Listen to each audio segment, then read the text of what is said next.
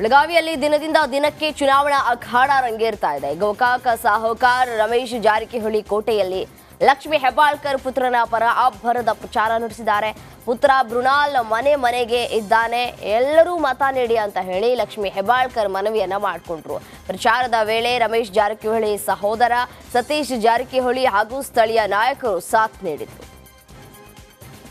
ಈ ಮಹಾಲಕ್ಷ್ಮಿ ಮೇಲೆ ವಿಶ್ವಾಸ ಇದೆ, ನಮ್ಮ ಪಕ್ಷದ ಗ್ಯಾರಂಟಿಗಳ ಮೇಲೆ ವಿಶ್ವಾಸ ಇದೆ, ಸತೀಶಣ್ಣ ಜಾರಕಿಹೊಳಿ ಅವರ ನಾಯಕತ್ವದ ಮೇಲೆ ವಿಶ್ವಾಸ ಇದೆ, ನನ್ನ ರಕ್ತ ಹರಿತಾ ಇರುವಂಥ ಮೃಣಾಲ್ ಹೆಬ್ಬಾಳ್ಕರ್ನ ಒಂದು ಭವಿಷ್ಯದ ಮೇಲೆ ನನಗೆ ವಿಶ್ವಾಸ ಇದೆ. ಅರಬಾವಿ ಮತ್ತು ಗೋಕಾಕ್ ಕ್ಷೇತ್ರ ಖಂಡಿತವಾಗ್ಲೂ ಜನರು ಆಶೀರ್ವಾದ ಮಾಡ್ತಾರೆ ಅಂತ ಖಂಡಿತವಾಗ್ಲೂ ಹೇಳಿ. ನನ್ನ ಎರಡೂ ಕ್ಷೇತ್ರದ ಕಾರ್ಯಕರ್ತರು, ನಾಯಕರು, ಎಲ್ಲ ಸಮಾಜದವರು, ಎಲ್ಲ ಧರ್ಮದವರನ್ನು ಜೊತೆಯಲ್ಲಿ ಕರ್ಕೊಂಡು ಬರುವಂಥ 40 ದಿನ ಈ ಒಂದು ಪ್ರಜಾಪ್ರಭುತ್ವದ ಒಂದು ಯುದ್ಧನೂ ಅನ್ಬೋದು, ಒಂದು ಜಾತ್ರೆನೂ ಅನ್ಬೋದು, ಧುಮುಕ್ತೀನಿ.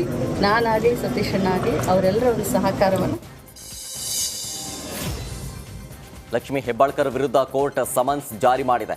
ಮಾದರಿ ನೀತಿ ಸಂಹಿತೆ ಉಲ್ಲಂಘನೆ ಹಿನ್ನೆಲೆಯಲ್ಲಿ ಜನಪ್ರತಿನಿಧಿಗಳ ವಿಶೇಷ ನ್ಯಾಯಾಲಯ ಸಮನ್ಸ್ ಜಾರಿ ಮಾಡಿದೆ. ಸಚಿವೆ ಹೆಬ್ಬಾಳ್ಕರ್ ಅಂಗನವಾಡಿ ಕಾರ್ಯಕರ್ತೆಯರು, ಸಹಾಯಕಿಯರು, ಆಶಾ ಕಾರ್ಯಕರ್ತೆಯರ ಸಭೆ ನಡೆಸಿದ್ರು. ಸಭೆಗೆ ಅನುಮತಿ ಪಡೆಯದೆ ಕಾರ್ಯಕರ್ತೆಯರ ಸಭೆ ನಡೆಸಿ ಅಧಿಕಾರ ದುರುಪಯೋಗ ಮಾಡಿಕೊಂಡಿದ್ದ ಆರೋಪ ಕೇಳಿಬಂದಿತ್ತು. ಏಪ್ರಿಲ್ 30ರ ಒಳಗೆ ಉತ್ತರಿಸುವಂತೆ ಹೆಬ್ಬಾಳ್ಕರ್ಗೆ ನೋಟಿಸ್ ನೀಡಲಾಗಿದೆ. ಪುತ್ರನ ಪರ ಪ್ರಚಾರ ನಡೆಸಿದ್ದ ಲಕ್ಷ್ಮೀ ಹೆಬ್ಬಾಳ್ಕರ್ ಸತೀಶ್ ಜಾರಕಿಹೊಳಿ ನಿವಾಸಕ್ಕೆ ಭೇಟಿ ನೀಡಿ ಸತೀಶ್ ಪುತ್ರಿ ಪ್ರಿಯಾಂಕಾಗೆ ಚುನಾವಣಾ ಪಾಠವನ್ನ ಮಾಡಿದ್ದಾರೆ. ಚಿಕ್ಕೋಡಿ ಲೋಕಸಭಾ ಕ್ಷೇತ್ರದ ಕಾಂಗ್ರೆಸ್ ಅಭ್ಯರ್ಥಿ ಪ್ರಿಯಾಂಕಾ ಜಾರಕಿಹೊಳಿ ಜೊತೆ ಕೆಲಕಾಲ ಚುನಾವಣೆಯ ಬಗ್ಗೆ ಮಾತುಕತೆ ನಡೆಸಿ ಮಾರ್ಗದರ್ಶನ ನೀಡಿದ್ರು. ಲಕ್ಷ್ಮೀ ಹೆಬ್ಬಾಳ್ಕರ್ ಸತೀಶ್ ಪುತ್ರಿ ಪ್ರಿಯಾಂಕಾ ಜಾರಕಿಹೊಳಿಯನ್ನ ಗೆಲ್ಲಿಸುವ ಹೊಣೆಯನ್ನ ಹೊತ್ತಿದ್ದಾರೆ. ಅತ್ತ ಮತ್ತೊಂದೆಡೆ ಮೃಣಾಲ್ ಹೆಬ್ಬಾಳ್ಕರ್ ಗೆಲ್ಲಿಸುವ ಹೊಣೆಯನ್ನ ಸತೀಶ್ ಜಾರಕಿಹೊಳಿ ಹೊತ್ತಿದ್ದಾರೆ. ಎಚ್.ಡಿ. ದೇವೇಗೌಡರ ಕುಟುಂಬಕ್ಕೆ ಡಿಸಿಎಂ ಡಿಕೆ ಶಿವಕುಮಾರ್ ಗೆಲುವಿನ ಸವಾಲು ಹಾಕಿದ್ದಾರೆ. ಕೋವಿಡ್ನಲ್ಲಿ ನನ್ನ ತಮ್ಮ ಹೆಣ ಹೊತ್ತಿದ್ದಾನೆ, ಜನರು ಅವನನ್ನ ಪಲ್ಲಕ್ಕಿಯಲ್ಲಿ ಹೊತ್ತು ಮೆರೆಸ್ತಾರೆ, ಎದುರಾಳಿ ಅಭ್ಯರ್ಥಿ ಹಾಕದವರೆಲ್ಲ ಆಗ ಎಲ್ಲಿದ್ರು ಅಂತ ಪ್ರಶ್ನೆ ಮಾಡಿದ್ದಾರೆ. ನನ್ನ ತಮ್ಮನ ಚುನಾವಣೆಯನ್ನ ಜನರೇ ತೀರ್ಮಾನ ಮಾಡ್ತಾರೆ, ಈ ಬಾರಿಯೂ ಗೆಲುವು ನಮ್ಮದೇ ಅಂತ ಡಿಕೆ ಶಿವಕುಮಾರ್ ವಿಶ್ವಾಸ ವ್ಯಕ್ತಪಡಿಸಿದ್ರು. ಹೆಣ ಹೊತ್ತಿದ್ದಾನೆ, ಔಷಧಿ ಕೊಟ್ಟಿದ್ದಾನೆ, ಮನಮೇರಿಂಗು ಮಾಡಿದ್ದಾರೆ. ಕುಮಾರಸ್ವಾಮಿ ಅವರು ಈ ಕ್ಷೇತ್ರ, ಕನಕಪುರ ಕ್ಷೇತ್ರ ಎಲ್ಲ ಪಾರ್ಲಿಮೆಂಟ್ ಮೆಂಬರ್ ಆಗಿದ್ದವರು, ದೇವೇಗೌಡರು ಪಾರ್ಲಿಮೆಂಟ್ ಮೆಂಬರ್ ಆಗಿದ್ದವರು, Channapatna MLA, Ramanagara MLA. COVID ಸಂದರ್ಭದಲ್ಲಿ ಎಲ್ಲಿದ್ದರು? ಡಿ.ಕೆ. ಸುರೇಶ್ ಒಬ್ಬರೇ ಈ ಬಡ ಜನತೆಯ ಹೆಣವನ್ನು ಒತ್ತಿದ್ದು, ಜನ ಅವನ ಪಲ್ಲಕ್ಕಿನ ಹೊರ್ತಾ ಇದ್ದಾರೆ. ಸರ್, ಒಂದು ಫೈನಲ್ ಕ್ವಶನ್ ಸರ್, ಇದು ಡಿ.ಕೆ. ಶಿವಕುಮಾರ್ ಬ್ರದರ್ಸ್ ಫೈಟಾ ಅಥವಾ ಕುಮಾರಸ್ವಾಮಿ ಅವರ ಜೊತೆಗಿನ ಫೈಟಾ? ಮತದಾರರು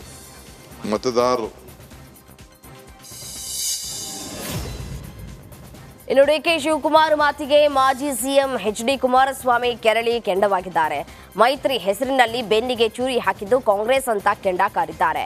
ಕಾಂಗ್ರೆಸ್ ಜೊತೆ ದೋಸ್ತಿಗೆ ನಾಯಕರಿಗೆ ಇಷ್ಟ ಇರಲಿಲ್ಲ, ಅಧಿಕಾರ ಹಸ್ತಾಂತರಿಸಲಿಲ್ಲ ಅನ್ನುವಂತಹ ಆರೋಪ ನನ್ನ ಮೇಲೆ ಮಾಡ್ತಾರೆ. ನಾನು ಮಾಡದೇ ಇರುವಂತಹ ತಪ್ಪನ್ನ ನನ್ನ ತಲೆ ಮೇಲೆ ಹೊತ್ತಿದ್ದೇನೆ ಅಂತ ಕಿಡಿಕಾರಿದ್ರು.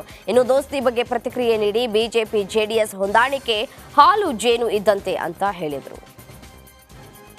ನಾನು ಮಾಡದೇ ಇರ್ತಕ್ಕಂಥ ತಪ್ಪಿಗೆ ನನ್ನ ತಲೆಯ ಮೇಲೆ ಆ ಒಂದು ತಪ್ಪನ್ನೆಲ್ಲ ಒತ್ಕೋಬೇಕಾಗಿ ಬಂದು ಈ 17 ವರ್ಷ ಒಂದು ರೀತಿಯ ವನವಾಸವನ್ನು ಅನುಭವಿಸಿದ್ದೇನೆ ನಾನು ಅಂತಕ್ಕಂಥದ್ದನ್ನ ನೊಂದು ಇವತ್ತು ನಾನು ಹೇಳಲಿಕ್ಕೆ ಬಯಸ್ತಾ ಇದ್ದೇನೆ. 2008ರಿಂದ ಇವತ್ತು ನಾನು ಏಕಾಂಗಿಯಾಗಿ ಒಂದು ಪಕ್ಷವನ್ನ, ನಮ್ಮ ಪಕ್ಷದ ಕಾರ್ಯಕರ್ತರ ಜೊತೆಗೂಡಿ ನಿರಂತರವಾಗಿ ಶ್ರಮ ಪಟ್ಟು ಈ ರಾಜ್ಯದಲ್ಲಿ ಒಂದು ರೈತರ ಸರ್ಕಾರ ತರಬೇಕು ಅಂತ ಹೋರಾಟ ಮಾಡಿದ್ದೆ. ಅದನ್ನು ನಾನು ಯಶಸ್ಸನ್ನು ಕಾಣಲಿಕ್ಕೆ ಆಗಲಿಲ್ಲ ಏಕಾಂಗಿಯಾಗಿ.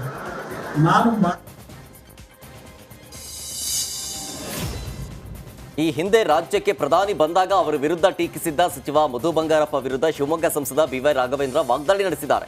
ಸಚಿವರ ಪದಗಳನ್ನು ನೋಡಿ ಅತ್ಯಂತ ಅಸಹ್ಯ ಆಗುತ್ತೆ, ದೇಶಭಕ್ತರ ಪಾಠ ಕಿತ್ತು ಹಾಕಿದವರಿಂದ ನಾನು ಪಾಠ ಕಲಿಬೇಕಾಗಿಲ್ಲ ಅಂತ ಟಾಂಗ್ ಕೊಟ್ಟರು. ಇನ್ನು ಶರಾವತಿ ಸಂತ್ರಸ್ತರಿಗೆ ಏನು ಮಾಡಿದ್ದೀರಿ ಅಂತ ಕೇಳಿ ಅಂತ ಪ್ರಶ್ನೆ ಮಾಡಿದ್ದಾರೆ. ಸುಳ್ಳು ಹೇಳಿ ಜನರನ್ನ ಮೂರ್ಖರನ್ನಾಗಿ ಮಾಡಬೇಡಿ, ನಿಮ್ಮ ಸುಳ್ಳು ಮಾತುಗಳಿಗೆ ಶಿವಮೊಗ್ಗ ಜನ ಮರಳಾಗೋದಿಲ್ಲ ಅಂತ ಹೇಳಿದರು. ಅದಕ್ಕೆ ಪೂರಕವಾದಂಥ ಚರ್ಚೆಗಳು, ಇಲ್ಲಿ ಸಮಸ್ಯೆಗಳು ಏನು ಎಲ್ಲದೂ ತಗೊಳ್ಳುವಂಥ ಪ್ರಯತ್ನ ಮಾಡಿದ್ರು. 2 ಸಮಸ್ಯೆನ ಅವ್ರ ಗಮನಕ್ಕೆ ತರುವಂಥ ಪ್ರಯತ್ನ. ಒಂದು, ಶರಾವತಿ ಮುಳುಗಡೆ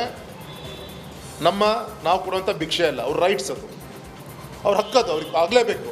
ಈ ದೇಶಕ್ಕೆ ವಿದ್ಯುತ್ತನ್ನು ನಂಗೆ ಅಸಹ್ಯ ನೋಡಿ. ಮೊನ್ನೆ ಮಂತ್ರಿಗಳು ಮಾತಾಡ್ತಾ ಆ ಮೋದಿ ಬಂದು ಭಾಷಣ ಮಾಡೋದು ಹೋಗಿದ್ದು ಆ ಮೈಕಿ ಕರೆಂಟು ಕೂಡ ನಮ್ಮಪ್ಪ ಕೊಟ್ಟಿದ್ದು ಅಂತ ನಾವು ಹೇಳಿದಾರೆ ಪಾಸಯ್ಯ.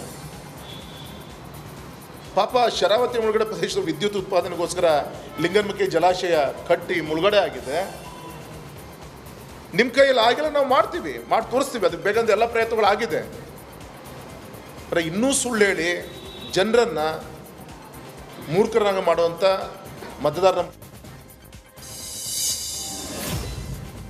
ಮಾಜಿ ಸಿಎಂ ಎಚ್ಡಿಕೆಗೆ ಶಾಸಕ ಗಣಿಗ ರವಿಕುಮಾರ್ ಟಾಂಗ್ ಕೊಟ್ಟಿದ್ದಾರೆ. ಭ್ರಮೆಯಲ್ಲಿ ಬದುಕುವವರಿಗೆ ನಾವು ಏನ್ ಹೇಳೋದಕ್ಕಾಗೋದಿಲ್ಲ. ನಮ್ಮದು 139 ಶಾಸಕರಿರುವ ಸುಭದ್ರ ಸರ್ಕಾರವಾಗಿದ್ದು ಬಂಡೆ ತರ ಇದೆ, ಅಲ್ಲಾಡಿಸೋದಕ್ಕೆ ಯಾರಿಂದಲೂ ಸಾಧ್ಯ ಆಗೋದಿಲ್ಲ ಅಂತ ತಿರುಗೇಟನ್ನ ಕೊಟ್ಟಿದ್ದಾರೆ.